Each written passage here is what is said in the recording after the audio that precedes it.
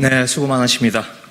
오늘은 검찰 독재 정치 탄압 대책위원회 기자회견을 하겠습니다. 먼저 제가 아닙니다.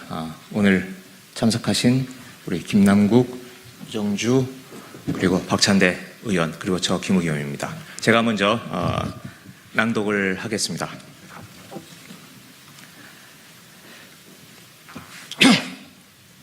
검찰이 정진상 정무조정실장에 대해 구속영장을 청구했습니다. 범죄 피의자의 진술에만 의존한 무리한 영장 청구입니다. 형사재판에서 범죄 사실의 인정은 법관으로 하여금 합리적인 의심을 할 여지가 없을 정도의 확신을 가지게 하는 증명력을 가진 엄격한 증거에 의하여야만 합니다. 검찰의 주장을 뒷받침하는 것은 유동규의 진술뿐입니다. 그마저도 진술의 신빙성을 찾기 어렵습니다. 유죄 증거가 될 수 없다는 뜻입니다.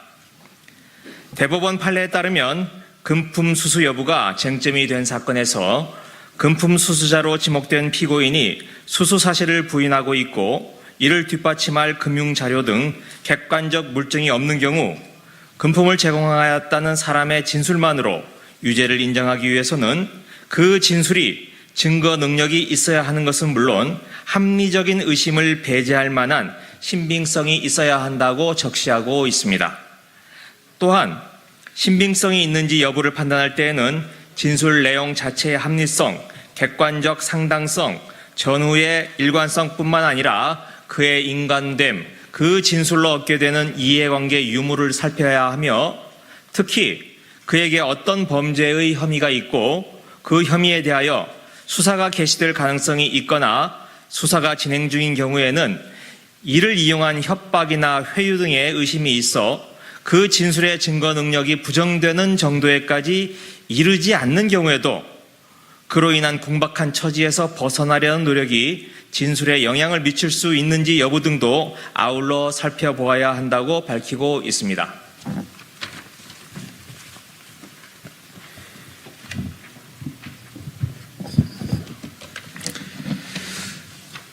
이런 대법원 판례에 기초해 살펴본 유동규의 진술은 신빙성이 현격히 결여되어 있습니다. 예를 들어 보겠습니다. 당초 검찰은 지난해 10월 유동규를 부정처사 후 수뢰 혐의 등으로 기소하면서 428억 원의 주인이라고 했습니다.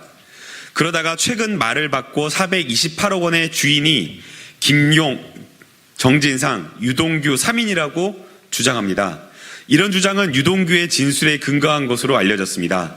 그러나 정영학은 지난 10월 28일 열린 재판에서 이 같은 내용에 대해 전혀 기억이 없다 이렇게 답했습니다. 3인의 차명 공동 소유를 명백하게 부정한 것입니다. 검찰이 그동안 대장동 사건의 핵심 증거로 삼던 정영학 녹취록 2020년 10월 30일자 녹취록에도 정진상과 김용에 대한 언급은 전혀 없었습니다. 오히려 작년 10월 9일 JTBC가 단독 보도한 정민용 자술서에는 유동규가 자신이 천화동인 실소유주라고 말했다라는 내용이 담겨 있습니다. 남욱도 2021년 10월 19일 검찰의 피의자 신문조서에서 천화동인 1호 소유주가 유동규라는 사실을 김만배로부터 들어서 알고 있다고 시인했습니다. 그런데 유동규는 최근 428억 원의 내 몫은 없다고 검찰의 진술을 바꾼 것으로 알려졌습니다. 진술이 오락가락하고 있는 것입니다. 예를 하나 더 들어보겠습니다. 그 다음은 이정도입니다.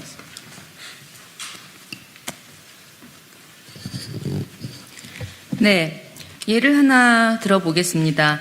검찰은 유동규의 진술을 바탕으로 유동규가 2019년 8월부터 9월 무렵 정진상 실장의 집을 찾아가 3천만 원을 전달했다고 했습니다. 이때 유동규는 CCTV에 녹화되지 않기 위해 계단을 이용해 5층에 있는 집까지 이동했다고 했습니다. 그러나 정진상 실장이 2019년 살았던 아파트에는 아파트 동 출입구 계단 입구부터 아파트 곳곳에 CCTV가 설치되어 있었고 녹화되지 않는 길은 존재하지 않았습니다. 유동규의 진술은 이처럼 합리적이지도 객관적이지도 일관적이지도 않습니다.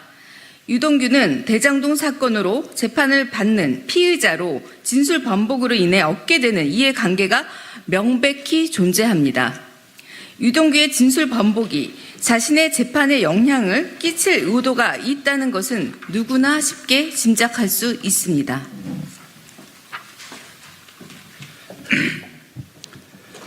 정진상 실장은 금품수수를 포함한 혐의 일체를 일관되게 부인하고 있습니다. 검찰은 정진상 실장과 유동규의 대질신문 요청도 거부한 채 유동규의 진술을 금과 옥조처럼 여기며 구속영장을 청구했습니다. 또한 신빙성 없는 일방적 진술에 기초한 구속영장 내용을 언론에 공개하며 피의사실 공표를 통한 여론재판, 인간사냥에 나섰습니다. 대법원 판례는 금품 공여자의 진술 중 일부 진술의 신빙성이 인정된다고 하여 그가 한 공소사실에 부합하는 진술은 모두 신빙하고 이와 배치되는 피고인의 주장은 전적으로 배척한다면 이는 피고인의 진술에 일부 신빙성이 있는 부분이 있다고 하여 공소사실을 부인하는 피고인의 주장 전부를 신빙할 수 있다고 보는 것과 다를 바 없는 논리의 비약에 지나지 않아서 그에 따른 결론이 건전한 논증에 기초한다고 수긍하기 어렵다고 밝혔습니다. 지금 검찰의 비상식적인 행태를 강하게 질타하는 것이라 해도 무방할 정도입니다. 검찰은 합리성, 객관성, 일관성이 현저히 결여되고 명백하게 이해관계가 존재하는 유동규의 진술에 의존한 터무니없는 정치수사, 조작수사를 즉각 중단하기를 촉구합니다. 2022년 11월 17일 더불어민주당 검찰독재 정치탄압대책위원회